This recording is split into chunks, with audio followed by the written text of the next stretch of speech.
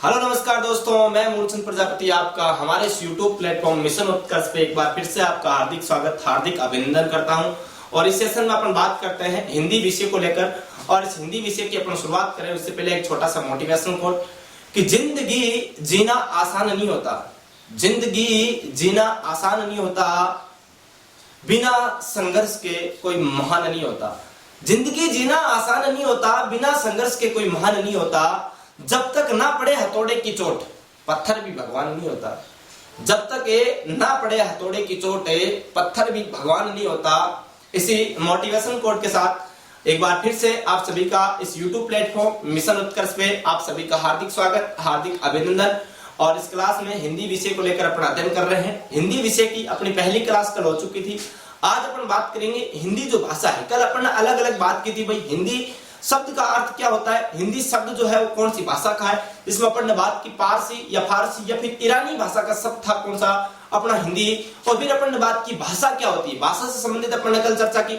और आज अपन बात करेंगे हिंदी भाषा को लेकर, यानी कि कल अपन अलग अलग बात की हिंदी और फिर भाषा की बात की। आज अपन संपूर्ण रूप से एक साथ अध्ययन करेंगे किसका, हिंदी भाषा का। हिंदी भाषा का जो समय काल है उसके बारे में सबसे पहले अपन चर्चा करेंगे, फिर अपन आगे की ओर बढ़ेंगे जिसमें जो भारतीय संविधान है इसमें हिंदी भाषा को क्या क्या कहां पर दर्जा दे रखा है, क्या भारतीय संविधान में हिंदी भाषा को राष्ट्रभाषा कहा गया है या राजभाषा कहा गया है। इन सभी चीजों के बारे में अध्ययन करते हुए हिंदी दिवस कब बनाया जाता है, इन सभी सामान्य बिंदुओं पर अध्ययन करेंगे। फिर अपन आज हिंदी व्याकरण की ओर चर्चा स्टार्ट करेंगे। व्याकरण क्या होती है, व्याकरण के बाद अपन वर्ण विचार की ओर आज क्या करेंगे, चर्चा करेंगे। तो लगातार बने रहिए और साथ बने रहिए जिससे कि आपको हिंदी सब्जेक्ट जो है बहुत ही आसानी से क्या आ सके, समझ में आ सके। हिंदी सब्जेक्ट को बहुत ही बेसिक से लेके शुरू कर रखा है और बहुत ही टॉप लेवल तक अपन पहुंचाने की कोशिश करेंगे। ऑफलाइन बैच के मेरे कोचिंग्स के जो स्टूडेंट्स हैं, पुराने स्टूडेंट, वो बार बार क्या कर रहे हैं, इन चीजों की मांग कर रहे हैं कि गुरुजी एक बार हिंदी को ऑनलाइन पढ़ाइए। तो उन्हीं की डिमांड पर जो 15-20 बच्चे हैं उनके डिमांड पर ही ये हिंदी विषय अपन ने शुरू किया है। और इस हिंदी विषय को अपन बहुत टॉप लेवल तक लेके जाएंगे, क्योंकि आपको पता है 4 सितंबर को राजस्थान जो पुलिस एसआई है इसका एग्जाम है और इसमें हिंदी बहुत ही महत्वपूर्ण अपना रोल रख रही है, जिसमें 100 क्वेश्चन का एक पेपर अलग से हिंदी का ही होता है, जिसमें 200 नंबर अपने आप में मायने रखता है। अगर आपकी हिंदी मजबूत है तो आप हिंदी के बलबूते ही एसआई के एग्जाम को क्रैक कर सकते हो। इसी के साथ अपन अब शुरू करते हैं आज हिंदी भाषा को लेकर। और हिंदी भाषा क्या है, हिंदी व्याकरण क्या है, इन सभी चीजों पर अपन क्या करेंगे भाई, अध्ययन करेंगे। तो उससे पहले एक छोटी सी मेरी रिक्वेस्ट कि अगर आप इस YouTube प्लेटफॉर्म मिशन उत्कर्ष पर नए हैं तो प्लीज सबसे पहले तो आप हमारे YouTube चैनल को सब्सक्राइब कर लीजिएगा और बगल में ही जो बेल आइकन का घंटा है उसको प्रेस करना कदापि ना भूले, जिससे कि आपको हमारे वीडियोस की नोटिफिकेशन सबसे पहले क्या हो सके, प्राप्त हो सके।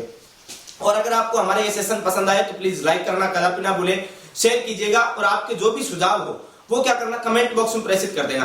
अब किसी को कोई डाउट हो, भाई किसी भी क्वेश्चन में कोई भी क्वेश्चन हो, हिंदी पढ़ रहे हैं तो हिंदी में बहुत सारे डाउट अगर आपके मन में क्रिएट हो रहे हो तो उन डाउट्स को आप कमेंट के माध्यम से हम तक भेजिए, जिससे कि हम आपका सॉल्यूशन कर सके। और उन कमेंट को मैं कलेक्ट करके अगली क्लास जैसे स्टार्ट करूं तो उस क्लास में आपके कमेंट्स को पहले मैं शो करूं और उन कमेंट का प्रत्येक कमेंट का क्या दे सकूं, जवाब दे सकूं अच्छे से, और उन चीजों को क्या कर दूं, आपके सामने डिस्क्राइब कर दूं।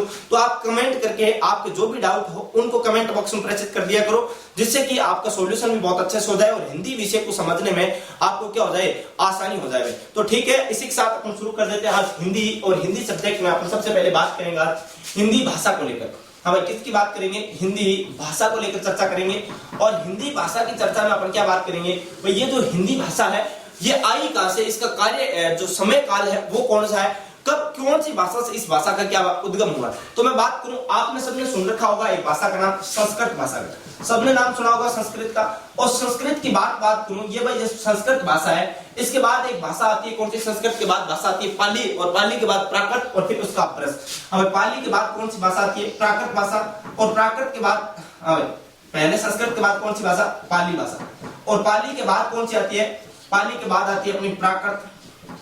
और प्राकृत के बाद कौन सी आती है, अपभ्रंश भाषा। हमें कौन सी भाषा, अपभ्रंश भाषा।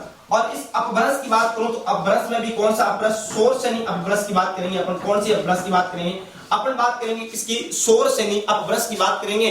और इस अपभ्रंश की बात करूं उसके बाद इस शोर सेनी अपभ्रंश से कौन सी भाषा निकल के आती है अपनी, तो हिंदी निकल के आती है। तो शोर सेनी अपभ्रंश में कौन सी भाषा अपन बात करेंगे, कौन सी भाषा की, हिंदी की बात करूंगा, यहीं से अपनी निकलती है कौन सी, हिंदी भाषा। अब मैं बात करूं प्रत्येक जो भी भाषा होती है उस भाषा का एक निश्चित क्या होता है, कार्यकाल होता है, एक निश्चित क्या होता है, टाइम पीरियड होता है, उसी के अंदर वो भाषा बोली जाती है, उस भाषा का क्या होती है, प्रगति होती है। तो ये कौन सा टाइम काल है जिसमें हिंदी की क्या हुई, हिंदी का क्या हुआ उत्थान हुआ। अब ये तो है नहीं भाई हिंदी जन्मों जन्मांतर से बोली आ रही है, युगों युगों से बोली आ रही है, ऐसा तो कुछ भी नहीं है भाई। हिंदी भाषा भी एक बहुत ज्यादा टाइम हुआ ही नहीं, 1000 वर्ष पहले की भाषा है, 1000 वर्ष पहले ही हिंदी भाषा का क्या हुआ है, विकास हुआ है। तो इस हिंदी भाषा के विकास का टाइम को अपन देखते हुए आगे बढ़ेंगे। उससे पहले मैं बात करूं भाई, बात करता हूं जहां पर संस्कृत की बात करता हूं, तो संस्कृत को अपन दो हिस्सों में बात करते हैं। एक तो है वैदिक संस्कृत, हमें कौन सी संस्कृत, वैदिक संस्कृत, और दूसरी कौन सी, लौकिक संस्कृत। हमें दूसरी कौन सी संस्कृत की बात करूंगा, लौकिक संस्कृत की। यानी नंबर 1 तो कौन सी संस्कृत, वैदिक संस्कृत, और नंबर 2 कौन सी, लौकिक संस्कृत। इन दोनों की बात करूं, हमें भाषा के टाइम पीरियड की बात करता हूं तो लगभग उनमें औसतन की बात करूं, औसतन लगभग कितना अंतर होता है, 500 वर्ष का अंतर होता है। औसतन का मतलब क्या होता है भाई, भाषा ऐसा तो है नहीं कोई आज बनी आज क्या होगी, विकास होगी आज ही चल रही, ऐसा तो कुछ नहीं है ना।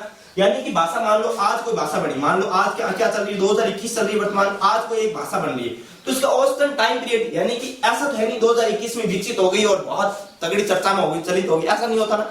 एक साल में किसी भाषा का औसत टाइम निकाल नहीं सकते। तो लगभग 2021 से अगर बात करूं, लगभग 500 साल यानी 2500 साल की बात करूं, 2500 ईस्वी की बात करूंगा वापिस से, यानी कि 2500 ईस्वी तक इस भाषा का क्या होगा, लगभग 500 साल का क्या होता है औसतन टाइम निकाला जाता है भाषा का। तो यहां बात करूं भाई, ये जो वैदिक संस्कृत है, वैदिक संस्कृत यानी कि वह संस्कृत जिसमें ज्यादातर क्या लिखे गए हो भाई, प्राचीनतम ग्रंथ लिखे गए हो, और यानी कि ये जो भाषा है वैदिक संस्कृत बहुत ही टफ भाषा होती है, जो कि हर किसी को आसानी से समझ में नहीं आती। ऐसी भाषा कौन सी कहलाई, वैदिक संस्कृत। और जो लोगों को आसानी से समझ में आ जाए, जिस भाषा में लोगों के लिए सुलभता के लिए ग्रंथों को लिखा गया, और उस भाषा को किस नाम से जाना, लौकिक संस्कृत के नाम से जाना। यानी कि जो आसानी से समझ में नहीं आई वो वैदिक संस्कृत, और जो कि वेदों की भाषा है, वैदिक संस्कृत यानी कि जो कि वेदों की भाषा है, जो कि आसानी से हर किसी को समझ में नहीं आती है संस्कृत की वे भाषा। और लौकिक संस्कृत जो कि लोगों को आसानी से समझ में आ जाए, क्या कहलाती है, लौकिक संस्कृत कहलाती है। तो इनके बारे में बात करूं भाई, वैदिक संस्कृत सबसे पहले प्राचीनतम भाषा है। तो इस वैदिक संस्कृत की बात करूं, इसका समय काल क्या रहा होगा, तो समय काल की बात करूं, जैसे बात करूं भाई 1500 ईसा पूर्व की बात करूं, हमें कब की बात कर रहा हूं, ईसा पूर्व की बात कर रहा हूं, ना कि ईस्वी की बात कर रहा हूं। 1500 ईसा पूर्व। अब मैंने कहा था भाई औसतन समय क्या होता है, लगभग 500 वर्ष, 500 वर्ष तो 1000 ईसा पूर्व, 1500 ईसा पूर्व से लेकर कब तक चलेगी ये भाषा, 1000 ईसा पूर्व तक चलेगी। यानी कि लगभग 1500 ईसा पूर्व से लेकर 1000 ईसा पूर्व तक कौन सी भाषा चली होगी, तो भाषा चली थी कौन सी, वैदिक संस्कृत भाषा चली। अब आपको पता है आदि मानव की तो कोई भाषा थी नहीं, आदि मानव तो आपस में संकेतों के माध्यम से बातचीत करते थे, उनको पता ही नहीं था, वो तो एक दूसरे मनुष्य के पास आने से क्या करते थे, डरते थे, पता नहीं ये कौन सा है अलग आइटम आ गया भाई, ये कौन सी चीज आ गई, ऐसे देखकर डरा करते थे। तो लगभग भाषा का विकास, वैदिक संस्कृत का विकास होता है कब, 1500 ईसा पूर्व से लेकर 1000 ईसा पूर्व के मध्य क्या हुआ, वैदिक संस्कृत का क्या हुआ, विकास क्रम या काल क्रम था। फिर बात करो भाई वैदिक के बाद क्या आई, लौकिक संस्कृत, जो कि लोगों को आसानी से क्या आ सके, समझ में आ सके, सुलभता हो सके। उसकी बात करूं तो लगभग 1000 ईसा पूर्व, यहां से स्टार्ट कर दूं, हमें 1000 ईसा पूर्व की बात करूं तो 1000 ईसा पूर्व से लेकर लगभग औसतन मैंने बताया तो कितना होगा, 500 ईसा पूर्व। भाई मैंने कहा कि लगभग एक भाषा का औसतन जो काल होता है वो कितना होता है, 500 वर्ष का होता है। तो 1000 से लेकर 500 ईसा पूर्व तक कौन सी भाषा चली होगी, तो वो भाषा चली होगी लौकिक संस्कृत। फिर लौकिक संस्कृत के बाद भाषा कौन सी है अपनी, पाली भाषा। हमें कौन सी भाषा है, पाली भाषा। तो यहां देखो 1000 से 500 ईसा पूर्व मैंने बता दिया। अब क्या होगा, 500 ईसा पूर्व से हमें क्या, 500 ईसा पूर्व से लेके 1 ईस्वी तक, हमें कब की बात कर रहा हूं, 1 ईस्वी तक की बात कर रहा हूं। अब देखो ये ईसा पूर्व और ईस्वी का क्या लफड़ा, देखो यहां पर मान लो ईसा मसीह, हमें किसकी बात कर रहा हूं, ईसा मसीह के जन्म की बात कर रहा हूं। मान लो यहां पर जन्म हुआ किसका, ईसा मसीह का क्या हुआ, जन्म हुआ, और जन्म के समय यहां क्या कहलाया, 0, या फिर यहां से जो काउंटिंग स्टार्ट होती है जन्म से, वो क्या होती है, 1 से क्या होती है, काउंटिंग स्टार्ट होती है। यानी कि ईसा मसीह के जन्म से पहले की बात करूं तो पहले की बात करूंगा तो ऐसे जाएगा ना, माइनस में जाएगा, -1 -2 -3 -4 ऐसे जाएगा। यानी कि ईसा मसीह के जन्म से पहले 500 साल हो गए, उनको क्या कहूंगा, यानी ईसा से पूर्व का, ईसा पूर्व। तो ईसा मसीह के जन्म से पहले का समय ईसा पूर्व है, और इसके बाद का समय क्या होगा, यहाँ ईस्वी कहलाएगा। यानी कि ईसा मसीह के जन्म के बाद अगर कोई 500 साल है तो वो क्या कहलाएगा, ईस्वी कहलाएगा। यानी कि अब अगर अपन यहाँ से 500 से आगे बढ़ेंगे तो 500 से इधर बढ़ेंगे 200, फिर आएगा 3, फिर आएगा 100, और फिर क्या आएगा, 1 आएगा। यानी कि 500 से लेकर 1 ईस्वी तक का कार्यकाल किसका रहता है, कौन सी भाषा का टाइम पीरियड रहता है, पाली भाषा का। इस समय पाली भाषा क्या बोली जाती है, सर्वाधिक बोली गई। वहीं अब अगर बात करूं भाई, यहाँ पाली भाषा के बाद कौन सी भाषा की बात की मैंने, यहाँ बात की प्राकृत भाषा की। तो प्राकृत भाषा की बात करूं तो प्राकृत भाषा की 1 ईस्वी से लेके लगभग 500 ईस्वी तक, अब 1 ईस्वी से कब तक चली, 500 ईस्वी तक चली। 1 ईस्वी से लेके 500 ईस्वी तक कौन सी भाषा चलती है, तो वो भाषा चलती है कौन सी, प्राकृत भाषा। फिर बात करूं यहाँ अपभ्रंश आ गया अपना कौन सा, शोरसेनी अपभ्रंश। शोरसेनी अपभ्रंश की बात करूं तो अपन ने बात कर ली 500 ईस्वी तक की, तो 500 ईस्वी से लेके हमें कितना कहा था कि 1000 ईस्वी तक, अब 500 ईस्वी से लेके 1000 ईस्वी तक कौन सी भाषा चली है, शोरसेनी अपभ्रंश चली है। अब कौन सी, शोरसेनी अपभ्रंश, यानी प्राकृत का ही बिगड़ा हुआ रूप अपभ्रंश कहलाया। अपभ्रंश से क्या कौन सी निकली, शोरसेनी अपभ्रंश। और शोरसेनी अपभ्रंश से कौन सी भाषा निकलती है, अपनी हिंदी भाषा। तो हिंदी भाषा का जो समय होगा वो क्या होगा, 1000 ईस्वी से, हमें कब की बात कर रहा हूं, 1000 ईस्वी से लेके वर्तमान तक, हमें कब तक है, वर्तमान तक। वर्तमान में भी तो अपनी हिंदी बोली जा रही है, तो यानी कि 1000 ईस्वी से लेके वर्तमान तक कौन सी भाषा का टाइम पीरियड है, तो हिंदी भाषा। अब जैसे हिंदी भाषा की यहां तक तो बात कर ली, लेकिन मैं बात करूं विशेष करके लिखना है यहाँ पर, एक चीज और महत्वपूर्ण करके लिखना, विशेष क्या, कि हिंदी का मानक समय, हिंदी का मानक समय, हिंदी का मानक या विशुद्ध समय, या यूं लिख सकते हो विशुद्ध समय, विशुद्ध या फिर मानक समय, मानक समय, यानी कि हिंदी के उद्गम का विशुद्ध या मानक जो समय है वो माना जाता है 1100 ईस्वी। क्यों माना जाता है 1100, क्योंकि 1000 से लेके 1100 तक 100 साल तक ऐसा माना जाता है कि शोरसेनी और हिंदी दोनों क्या बोली जाती थी, साथ साथ में बोली जाती थी। इसलिए हिंदी का जो मानक समय वो कब माना जाता है, 1100 ईस्वी को माना जाता है। अब जैसे एक दो चीज और, जैसे संस्कृत की बात करूं तो यहाँ पर जो ग्रंथ लिखे गए उसमें जैसे महत्वपूर्ण ग्रंथ कौन से थे, रामायण, रामायण, या फिर अपन बात कर सकता हूँ महाभारत। यानी यूं कह सकता हूं ये जो संस्कृत है ये कौन सी किसकी भाषा थी, आर्यों की भाषा थी। यहाँ पर किसकी थी, आर्यों की भाषा थी। वहीं इस पाली की बात करूं तो पाली में ज्यादातर कौन से ग्रंथ लिखे गए, बौद्ध ग्रंथ लिखे गए। हमें कौन से ग्रंथ लिखे गए, बौद्ध ग्रंथ लिखे गए। वहीं अगर बात करूं भाई ये जो प्राकृत है, प्राकृत में कौन से ग्रंथ लिखे गए, ज्यादातर जैन ग्रंथ लिखे गए। हमें कौन से ग्रंथ है, जैन ग्रंथ, यानी कि हिंदुओं के जो ग्रंथ है हिंदू धर्म के, वो तो ज्यादातर कौन सी भाषा में, संस्कृत भाषा में। वहीं पाली भाषा में बौद्ध ग्रंथ, यानी बुद्धों की जो बौद्ध जो धर्म को मानने वाले लोग हैं उनकी भाषा है कौन सी, पाली भाषा। और प्राकृत यानी जैन धर्म को मानने वाले लोगों की भाषा कौन सी है, हमें प्राकृत भाषा है। यहां तक एक बार आप स्क्रीनशॉट ले लो, फिर अपन आगे की ओर चर्चा करते हैं इस हिंदी भाषा के बारे में। हमें यहां तक अगर नोट कर लिया और आगे बात करें, यहां तक अगर अच्छे से आपने स्क्रीनशॉट ले लिया है, नोट कर लिया, तो आगे बात करते हैं। हिंदी भाषा की बात कर रहे हैं। यहाँ अपन ने बात की सबसे पहले संस्कृत, संस्कृत तो वैदिक संस्कृत 1500 से 1000, फिर लौकिक संस्कृत 1000 से 500 ईसा पूर्व में, और फिर पाली भाषा जो कि 500 ईसा पूर्व 1 ईस्वी 500 ईस्वी कौन सी, प्राकृत, फिर अपभ्रंश, शोरसेनी अपभ्रंश है, और उसमें फिर हिंदी की बात की। और हिंदी का जो मानक समय है, विशुद्ध जो समय है, वो कब माना जाता है, 1100 ईस्वी को माना जाता है। यहां तक अगर चर्चा कर ली तो आगे बात करूं, अभी आगे की चर्चा करूं तो इसमें अपन एक दो चीज और नोट करते हैं। जैसे विशेष करके लिखना एक दो चीज, जैसे विशेष करके मैं 2-3 पॉइंट लिखा रहा हूं, उनको है जैसे जैसे क्या कर लेना, नोट कर देना। विशेष में पॉइंट नंबर 1 लिखना, सभी भाषाओं की जननी, सभी भाषाओं की जननी, सभी भाषाओं की जननी, जननी संस्कृत को कहा जाता है। किसको कहा जाता है, संस्कृत भाषा को कहा जाता है, संस्कृत भाषा को कहा जाता है, कहा जाता है। अब आपसे पूछ ले सभी भाषाओं की जननी किसको कहा जाता है, तो संस्कृत भाषा को कहा जाता है। जैसे अभी अपन ने पढ़ाई था संस्कृत, पाली, प्राकृत, अपभ्रंश, फिर आई थी हिंदी, यानी कि सभी भाषाओं की जननी कौन थी, संस्कृत भाषा थी। अगला जो 2 नंबर विशेष है वो क्या है कि भाई 2 नंबर विशेष ये है कि जो संविधान है, भारतीय जो संविधान है, इसमें हिंदी भाषा को कहां पर है स्थान दिया गया है। तो आपको पता होगा जो भाग 17 है, संविधान का भाग 17 है, उसमें अनुच्छेद 343 से लेकर 351 तक हिंदी भाषा को क्या घोषित कर रखा है, राजभाषा का संबंधित क्या कर रखा, उल्लेख कर रखा है। हिंदी क्या है, राजभाषा है। और कौन से भाग में, संविधान का भाग नंबर कौन सा, 17 नंबर भाग है। और अनुच्छेद 343 से लेकर 351 में हिंदी की राजभाषा होने से संबंधित क्या कर रखा है, उल्लेख कर रखा है। तो विशेष नंबर 2 में क्या लिखना है, भारतीय संविधान, या लिखना भारतीय संविधान, भारतीय संविधान, संविधान के भाग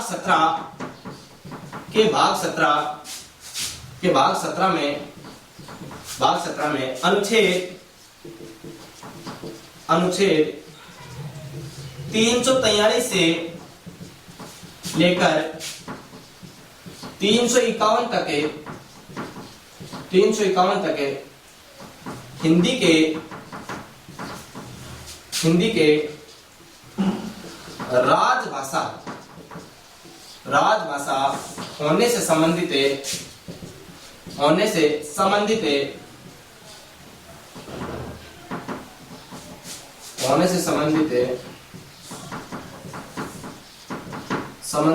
उल्लेख है।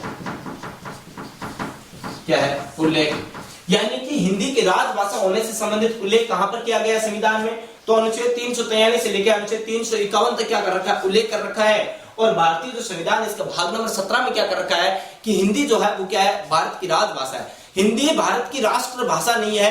अगर मान लो राष्ट्रभाषा होती तो भारत के जितने भी कामकाज है, यानी जो भी सरकारी कार्य जो भी होते हैं, वो सभी कौन सी भाषा में होते हैं?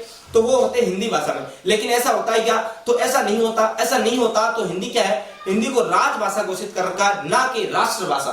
तो अपनी हिंदी क्या है भाई?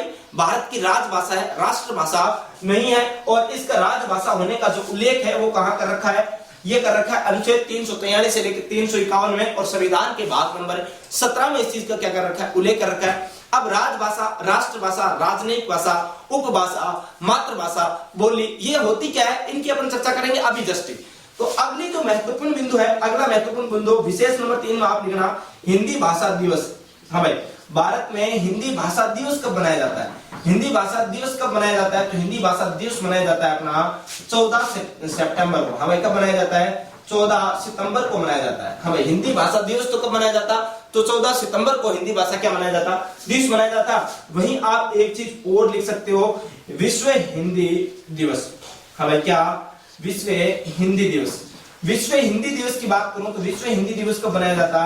तो विश्व हिंदी दिवस मनाया जाता 10 जनवरी को। हाँ भाई, कब मनाया जाता है? 10 जनवरी को। तो आप ये चीजें बहुत अच्छे तरीके से नोट कर लेना कि हिंदी भाषा को भारत के संविधान में भाग नंबर 17 में अनुच्छेद 343 से लेकर 351 तक के राजभाषा होने से संबंधित क्या कर रखा है? उल्लेख कर रखा है। और अगली बात, हिंदी जो भाषा दिवस है वो अगर बात करूं तो 14 सितंबर, और विश्व हिंदी दिवस की बात करूं तो कब की बात कर रहा हूं? 10 जनवरी। और सभी भाषाओं की जो जननी है वो संस्कृत को कहा जाता है। यहां तक एक बार अच्छे से नोट कर लो, फिर अपन आगे की ओर बात करेंगे। भाई, ये राजभाषा क्या होती है, राष्ट्रभाषा क्या होती है, उपभाषा क्या होती है, मातृभाषा क्या होती है, बोली क्या होती है, राजनयिक भाषा क्या होती है, इन सभी चीजों की भी अपन क्या करेंगे? चर्चा करेंगे। फिर अपन व्याकरण की ओर चर्चा करेंगे। यहां तक अगर स्क्रीनशॉट ले लिया तो अब अपन बात करते हैं भाई, ये चीजें अपन ने बात की, यहाँ अपन ने बात की राजभाषा से संबंधित क्या है? उल्लेख है।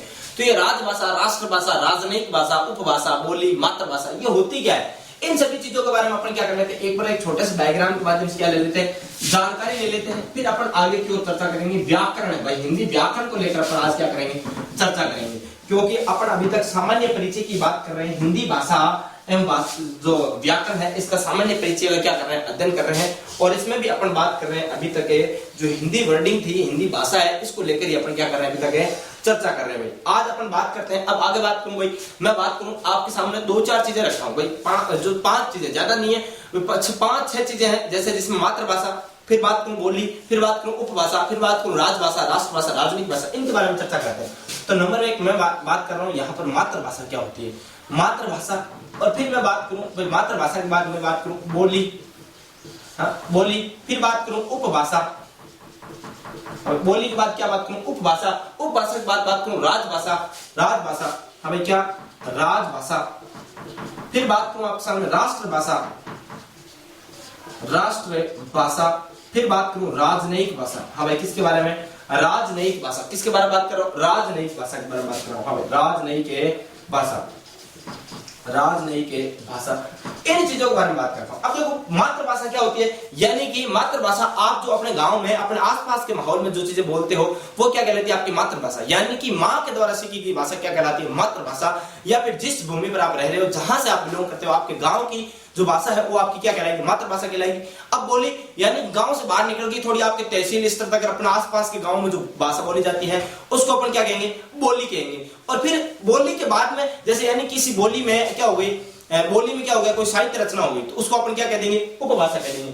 किसी बोली में क्या होगी? साहित्य रचना होगी। जैसे मान लो चूरू से बिलोंग करता हूँ, चूरू में विधासर तहसील से बात करता हूँ, तो विधासर तहसील के आसपास की क्या होगी? वहां की क्या होगी? बोली होगी। लेकिन उसी में क्या होगी? मान लो क्या होगी? साहित्य रचना होगी। जैसे यहाँ से एक व्यक्ति बिलोंग करता है सुधारगढ़ के आसपास से, कन्हैयालाल सेठिया, उन्होंने पीथल और पाथल नामक बहुत तगड़ा ग्रंथ लिख रखा। तो मान लो किसी ने साहित्य रचना कर दी। अब साहित्य रचना कर दी तो वो क्या बन गई? वहां की उपभाषा बन गई।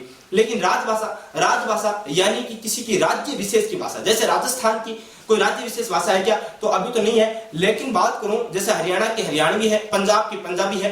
हाँ, इस प्रकार जैसे भाई दक्षिण में अगर बात करूं कर्नाटक की कन्नड़ भाषा है, वहां केरल की है, वह अलग अलग, जैसे दक्षिण के अलग अलग राज्यों की अलग अलग अपनी अपनी क्या है खुद की राजभाषा है, क्योंकि वहां पर जो राज्य के जो कार्य होते हैं वो ज्यादातर उसी भाषा में होते हैं। जैसे पंजाब में पंजाबी भाषा में होता है, हाँ, कन्नड़ भाषा में कर्नाटक में होता है। उसी प्रकार जिस भाषा में यानी जिस राज्य की जो भाषा होती है, किसी राज्य विशेष की जो भाषा होती है जिसमें सरकार का क्या किया जाता है, कार्य किया जाता है, क्या कहलाती है, राजभाषा कहलाती है।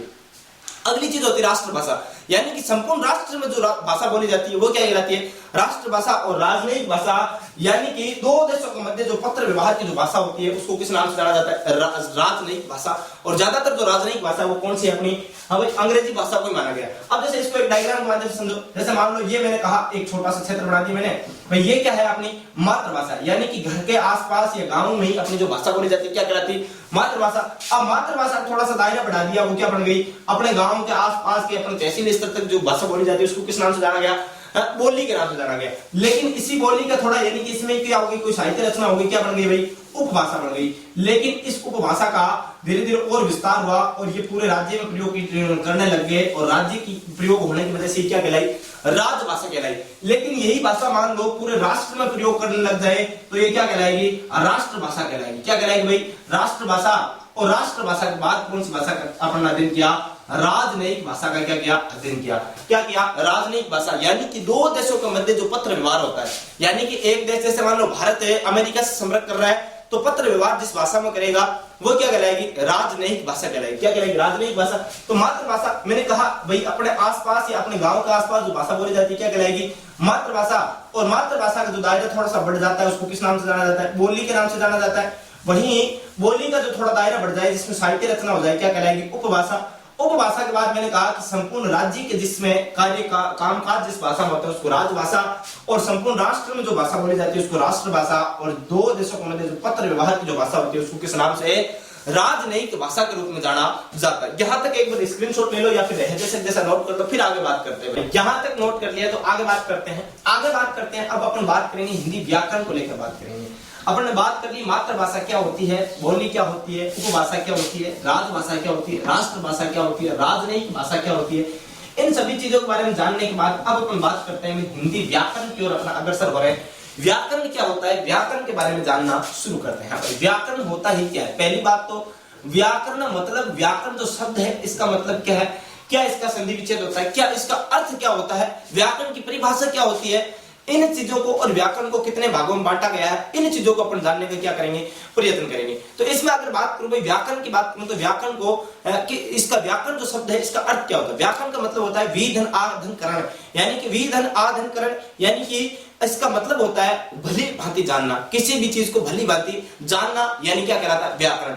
अब क्या कहलाता है, मतलब जैसे विधन, हाँ विधन आधन करण, क्या कह रहा है, व्याकरण। विधन आधन करण, इसका मतलब क्या होता है, व्याकरण। यानी इसका शाब्दिक अर्थ की बात करूं भाई, इस व्याकरण शब्द का अर्थ क्या है, तो अर्थ है इसका भली भांति जानना। क्या मतलब होता है, भली भांति जानना, भली भांति जानना, भली भांति जानना, भली भांति क्या जानना। जैसे व्याकरण का मतलब क्या होता है, जैसे आप किसी भी सब्जेक्ट को समझते हो, चाहे संस्कृत हो, चाहे इंग्लिश हो, चाहे वो हिंदी हो, चाहे उर्दू हो, चाहे पंजाबी हो, चाहे हरियाणवी हो, कुछ भी हो, किसी भी भाषा को समझने के लिए उसकी क्या चाहिए होती है, व्याकरण जरूरी होती है। अगर अपने को व्याकरण पता है तो अपन उसी भाषा की किसी भी शब्दकोश को, किसी भी शब्द को अपन जान सकते हैं, किसी भी चीज को अपन जान सकते हैं, क्योंकि व्याकरण से ही अपन उस भाषा का ज्ञान है प्राप्त करते हैं। अगर व्याकरण का अपने को ज्ञान नहीं है तो अपन उस सब्जेक्ट के बारे में कुछ भी नहीं जान सकते।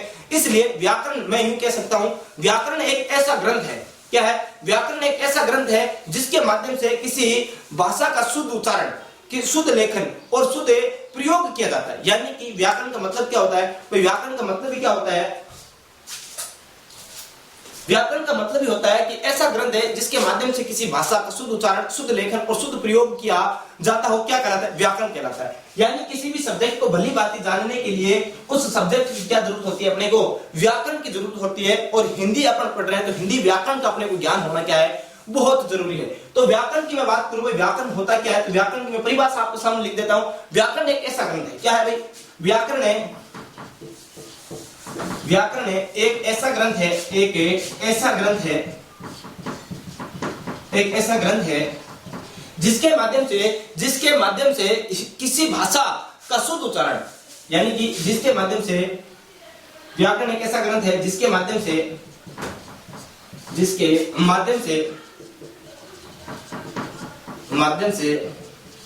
भाषा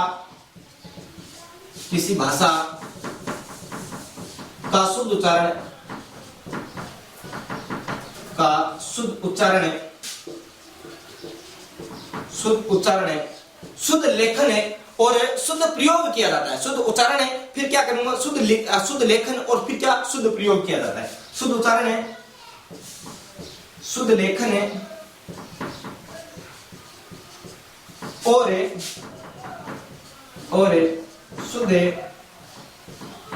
शुद्ध प्रयोग किया जाता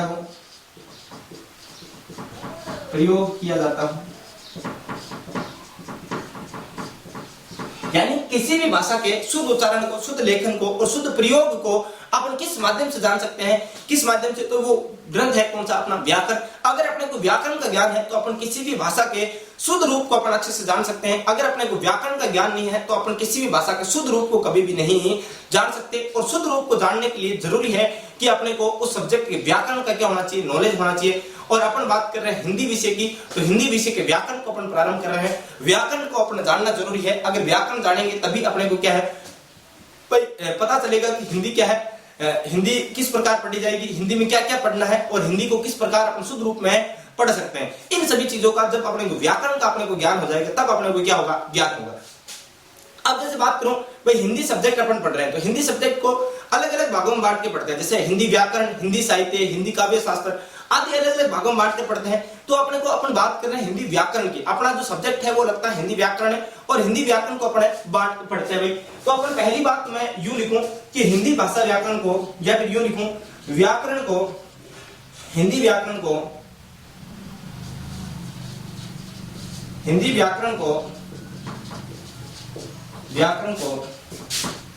तीन भागों में बांटा गया है। हिंदी व्याकरण को कितने भागों में बांटा गया, तीन भागों में बांटा गया। अब वो तीन भाग कौन कौन से हैं, जिसमें नंबर 1 की बात करूं भाई, ये तीन भाग कौन कौन से, नंबर 1 वर्ण विचार, नंबर 2 शब्द विचार, नंबर 3 वाक्य विचार। यानी कि नंबर 1 कौन सा भाग, वर्ण विचार, और नंबर 2 की बात करूं तो कौन सा, शब्द विचार, और नंबर 3 की बात करूं तो कौन सा, वाक्य विचार।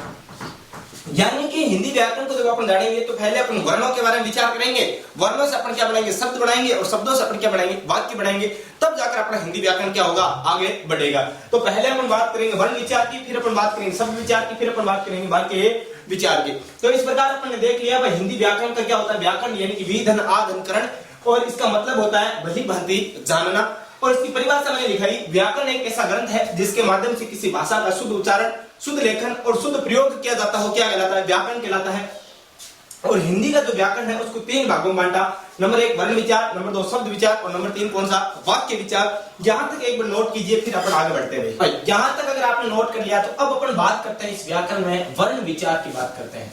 हमें सबसे पहले अपन बात करेंगे किसकी, वर्ण विचार की। और वर्ण विचार में भी अपन बात करेंगे किसकी, वर्णों की बात करेंगे। हमें किसकी बात करेंगे, वर्णों की बात करेंगे, फिर अपन शब्दों की बात करेंगे, फिर अपन वाक्य की ओर चर्चा करेंगे। तो अपन बात करते हैं वर्ण विचार की। और वर्ण विचार में सबसे पहले वर्ण की बात करता हूं। हमें वर्ण विचार, आप हेडिंग डाल लेना यहाँ इस प्रकार, वर्ण विचार। अब क्या, वर्ण विचार। अब वर्ण विचार की बात करूं तो पहली बात तो यही आती है निकलकर कि सर ये वर्ण होता क्या है, वर्ण क्या होता है, वर्ण आप ये बता दो कि वर्ण होता क्या है। वर्ण अगर समझ में आ गया तो अपने क्या हो जाएगी, बात कंप्लीट हो जाएगी। अब वर्ण क्या होता है, वर्ण होता है लिखित रूप से भाषा की सबसे छोटी इकाई क्या होता है, वर्ण होता है। अब इकाई की बात करूं, अब इकाई क्या होती है, जैसे मान लो इकाई का मतलब क्या होता है, एक होता है। हाँ, इकाई, ये इकाई क्या है, इकाई का मतलब ही क्या होता है, एक होता है। एक का मतलब जैसे लिखित रूप की सबसे छोटी इकाई की बात करूं तो जैसे मैंने ये लिखा के बीच में क्या कर दिया, हलंत कर दिया। अब अगर ये के ऐसे लिखा होता तो क्या होता, लिखित रूप की सबसे छोटी इकाई होती क्या, नहीं, क्यों, क्योंकि इसके अंदर क्या होता है, इस प्रकार से के आ गया। अब ये क्या आ गया, ये के आ गया हलंत के साथ, प्लस क्या आ गया, ए आ गया। यानी कि ये सबसे छोटी इकाई तो नहीं कह सकते इसको, इसलिए लिखित रूप की सबसे छोटी इकाई क्या हो गई, के हो गई। अब देखो इकाई का मतलब क्या होता है एक, यानी कि वर्ण का मतलब होता है लिखित रूप से भाषा की जो सबसे छोटी इकाई होती है वो क्या कहलाती है, वर्ण कहलाती है। अब इकाई भी कितने प्रकार की होती है, इकाई भी दो प्रकार की होती है। एक इकाई तो होती है क्या, मौखिक, हमें क्या मौखिक इकाई, और नंबर दो क्या होती है, लिखित इकाई। एक तो होगी क्या मौखिक और दूसरी क्या होगी, लिखित इकाई। अब मौखिक में क्या हो गया, यानी कि भाषा की मौखिक रूप से सबसे छोटी इकाई क्या होगी, ध्वनि होगी। अब मौखिक रूप से सबसे छोटी इकाई क्या होगी, ध्वनि होगी, लेकिन लिखित रूप से सबसे छोटी इकाई क्या होगी, वर्ण होगी। अब कैसे भाई, सबसे छोटी इकाई जैसे अपन मैंने कहा, मैंने लिखा ले, मैंने लिखा पे, यानी कि भाषा की सबसे छोटी इकाई। एक बार में तो अपन बोल रहे हैं ना, बोल रहे हैं यानी कि ध्वनि है। मौखिक रूप से सबसे छोटी इकाई क्या कहलाई, ध्वनि, लेकिन लिखित रूप से सबसे छोटी इकाई क्या कहलाती है, अपनी वर्ण कहलाती है। अब जैसे कैसे भाई, लिखित रूप से और मौखिक रूप से कैसे, तो जैसे पहले अपन बात करते हैं वर्णों की। वर्णों में मैंने कहा लिखित रूप से भाषा की सबसे छोटी इकाई क्या कहलाती है, वर्ण कहलाती है। तो आप लिख सकते हो यहां पर लिखित रूप से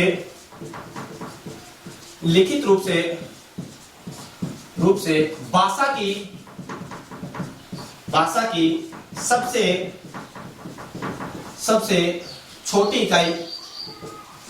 सबसे छोटी इकाई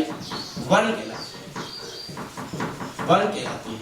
क्या कहलाती है, वर्ण कहलाती है। अब जैसे कैसे भाई, छोटी इकाई कैसे, सबसे छोटी इकाई कैसे हुई, जैसे सबसे छोटी इकाई का मतलब क्या हो, जैसे मैंने लिखा के, मैंने लिखा पे, मैंने लिखा से, मैंने लिखा ले, मैंने लिखा ए, मैंने लिखा ई, मैंने लिखा मैं, और भी कुछ भी, जैसे भाई कुछ भी हो, सबसे छोटी इकाई जैसे लिखने का मतलब तो आप के खे गड़े कुछ भी लिख सकते हो, लेकिन के खे गड़े हुआ तो नीचे हलंत होगा, ए आई एम एस हुआ तो सीधा वर्ड आप लिख सकते हो। यानी कि भाषा की या लिखित रूप से भाषा की जो सबसे छोटी इकाई होती है क्या कहलाती है, भाई, वर्ण कहलाती है। और मौखिक रूप से सबसे छोटी इकाई क्या कहलाई, मौखिक रूप से सबसे छोटी इकाई क्या कहलाएगी, ध्वनि कहलाएगी। तो जैसे मैं आपको एक क्वेश्चन के माध्यम से समझाता हूं। अभी पिछली बार का रीट में एक क्वेश्चन आया था, क्या क्वेश्चन इस प्रकार आया, क्या आया कि ले है, हाँ ले है, और ऑप्शन क्या था, ऑप्शन नंबर एक में क्या था, इस प्रकार से क्वेश्चन बहुत बार पुटअप होते हैं और क्वेश्चन क्या होते हैं, आप गलत करके आते हो। अब गलत कैसे करके आते हो भाई, ले क्या है, ले आपसे पूछ ले ध्वनि है, अक्षर है, व्यंजन है,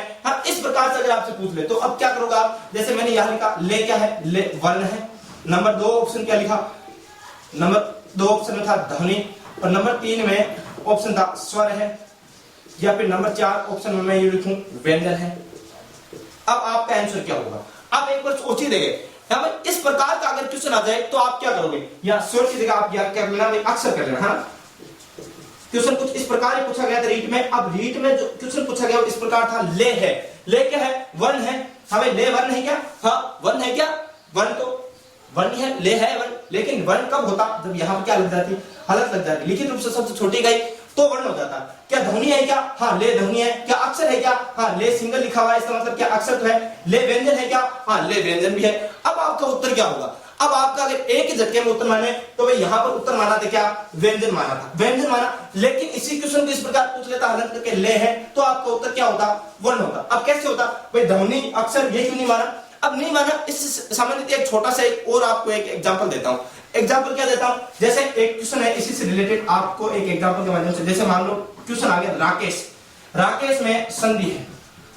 आपसे क्वेश्चन पूछा क्या कि राकेश में संधि है, राकेश शब्द में कौन सी संधि है। तो अब राकेश शब्द में आपसे संधि पूछा, आपका मान लो पहले ऑप्शन में आ गया स्वर संधि, फिर व्यंजन संधि, फिर विसर्ग संधि, फिर गुण संधि। जैसे क्या पूछा भाई, मान लो नंबर एक ऑप्शन आ जाए आपके सामने स्वर संधि, फिर नंबर दो आपके सामने आ जाए व्यंजन संधि, क्या आ जाए व्यंजन संधि। नंबर तीन में आपके सामने आ जाए विसर्ग संधि, क्या आ जाए विसर्ग संधि, और नंबर चार में आपके सामने आ जाए गुण स्वर संधि, हमें क्या आ जाए गुण स्वर संधि।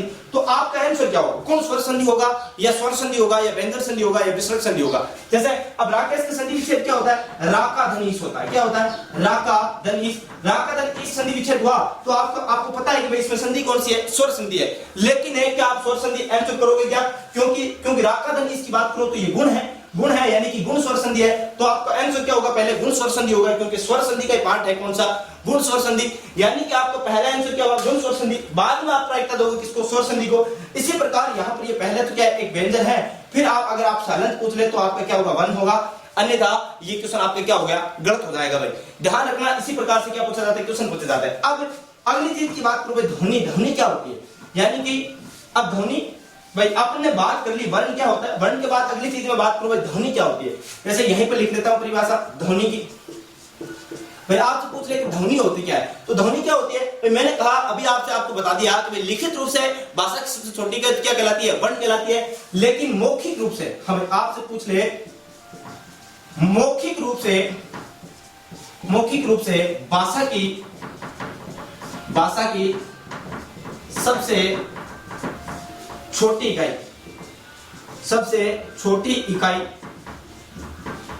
इकाई मौखिक रूप से भाषा की सबसे छोटी इकाई ध्वनि कहलाती है। क्या कहलाती है भाई, ध्वनि कहलाती है।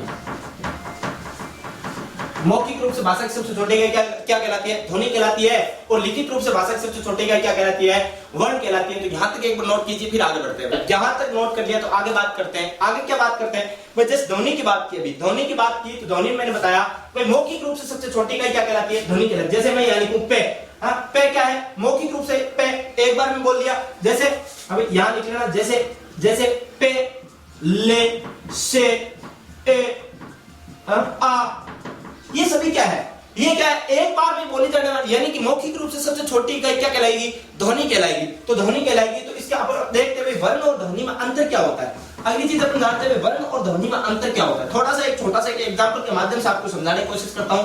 वर्ण और ध्वनि में अंतर होता क्या है, मुख्य रूप से किस चीज का अंतर होता है, तो ये आप एक बार समझने की कोशिश करना। जैसे मैं यहाँ आपको बता देता हूँ वर्ण और ध्वनि में अंतर क्या, वर्ण और ध्वनि में अंतर,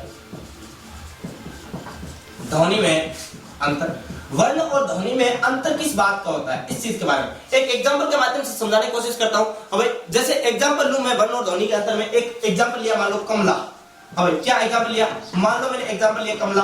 अब इस कमला में वर्ण कितने हैं और ध्वनि कितनी है, इसके बारे में बात करता हूं। जैसे यहां बात करूं मैं, इसमें ध्वनि कितनी है, और ध्वनि के बाद में यहां बात करूं इसमें वर्ण कितने हैं। अब क्या है, वर्ण कितने हैं, ध्वनि और वर्ण की बात करूंगा। ध्वनि की जैसे बात करूं मैं, ध्वनि के एक ध्वनि होगी, मैं एक अलग ध्वनि होगी, और ला एक अलग ध्वनि होगी। यानी कि ध्वनि कितनी हुई, तो ध्वनि इसमें टोटल कितनी हुई भाई, ध्वनि तो इसमें कितनी हुई, 3 हुई। यानी कि मौखिक रूप से सबसे छोटी इकाई क्या कहलाती है, ध्वनि कहलाती है। और ध्वनि कितनी हो गई, 0, 3 इसमें क्या हो गई, ध्वनि हो गई। यानी कि 3 ध्वनियां हैं, के अलग ध्वनि है, मैं के अलग ध्वनि है, और ला की क्या है, अलग ध्वनि है।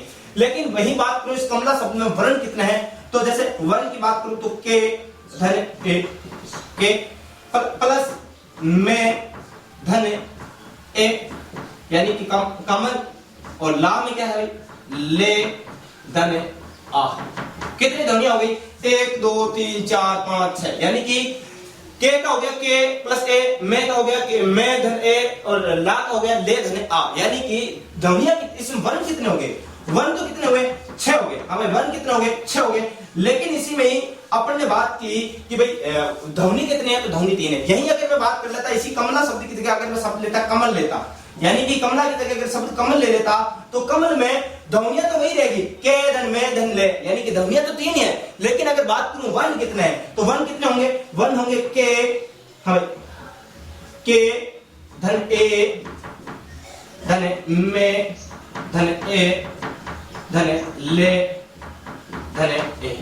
यानी कि अब 1 2 3 4 5 6 दिख रहे हैं, 6 दिख रहे हैं। लेकिन इसमें वर्ण होंगे कितने, वर्ण एक्चुअल में संख्या में कितने होंगे, 5 वर्ण होंगे। वर्ण कितने होंगे, वर्ण 5 होंगे। गुरुजी 5 ही क्यों होंगे भाई, अंतिम एक, तो ये अंतिम एक को गिना नहीं जाता, इसलिए क्या होंगे इसमें 5 होंगे। इस एक को इसमें क्या नहीं किया जा रहा, काउंट नहीं किया जा रहा। क्यों नहीं किया जा रहा, क्योंकि जो स्वरों की संख्या होती है वो तो 11 होती है, लेकिन मात्राओं की संख्या कितनी होती है, मात्राओं की संख्या 10 होती है, और इस एक की कोई मात्रा नहीं होती। अब मात्रा नहीं होती तो इसको काउंटिंग भी नहीं किया जाएगा। अब क्यों नहीं किया जाएगा, आप अच्छे से समझ गए होंगे। जैसे मान लो यहां से किसी मकान पे चढ़ने के लिए सीढ़ियां चाहिए, यानी कि 1 2 3 4 इस प्रकार पर सीढ़ियां चढ़ रहे हैं। अब मान लो ये सीढ़ी नहीं हो तो यहां तक पहुंचना मुश्किल, और ये नहीं हो तो यहां तक पहुंचना मुश्किल। लेकिन है इसके बाद ये नहीं हो तो अपने कोई जरूरत नहीं, क्योंकि अपने को तो यहीं तक जाना है, अपने इस सीढ़ी की कोई जरूरत नहीं होती। इस प्रकार अपने को पता चल गया भाई मात्रा क्या होती है, 10 होती है। तो अंतिम एक के अलावा कोई भी स्वर आए, कोई भी वर्ण आ जाए, उसको क्या किया जाएगा, काउंटिंग किया जाएगा। लेकिन एक को काउंट नहीं किया जाता, अंतिम रूप से काउंट नहीं किया जाता।